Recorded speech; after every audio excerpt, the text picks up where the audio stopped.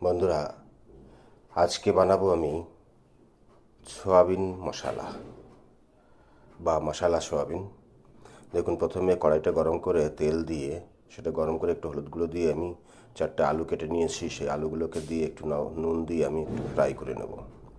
Fry করার পরে দেখুন, এর উপরে আমি কিছু সোয়াবিন গরম জলে ভিজিয়ে নিংড়ে নিয়ে সেই সোয়াবিনগুলোকে দিয়েছি।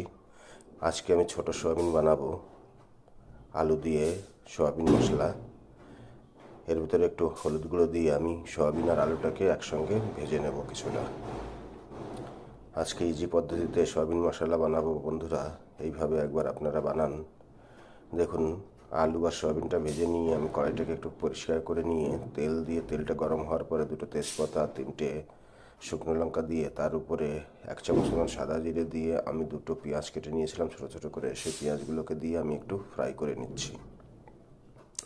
একটু ফ্রাই হয়ে যাওয়ার পরে 4টে-5টা আমি টমেটো কেটে নিয়েছি, সেই টমেটোগুলোকে আমি দিয়ে দিলাম। দিয়ে পরিমাণ মতো নুন দিয়ে আমি টমেটো আর পেঁয়াজটাকে ভেজে নেব একটু, এর কাঁচা গন্ধটা দূর করার জন্য।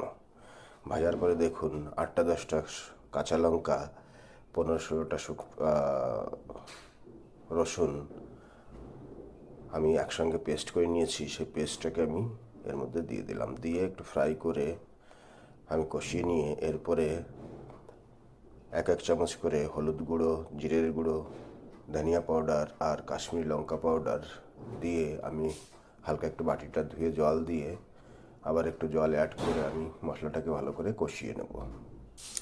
মিডিয়াম টু লো ফ্লেম করে আমি মশলাটাকে ভালো করে কষিয়ে নিলাম। এরপরে দেখুন, আলু আর সয়াবিনটা যে ভেজে রেখেছিলাম সেগুলোকে দিয়ে আমি 2-3 মিনিট ধরে এটাকে মিলিয়ে নেব ভালো করে। মিলিয়ে নিয়ে দেখুন, পরিমাণ মতো আমি এর মধ্যে জল দিয়ে দেবো। আজকে একটু শুকনো টাইপের বানাবো, জলটা বেশি দেবো না বন্ধুরা, যতটা প্রয়োজন সেই হিসাবে আমি 1 থেকে 1.25 লিটার মতন আমি জল দিয়ে দিলাম। জল দিয়ে নাড়িয়ে চাড়িয়ে আমি এটাকে ঢেকে দেবো 10 মিনিটের জন্য।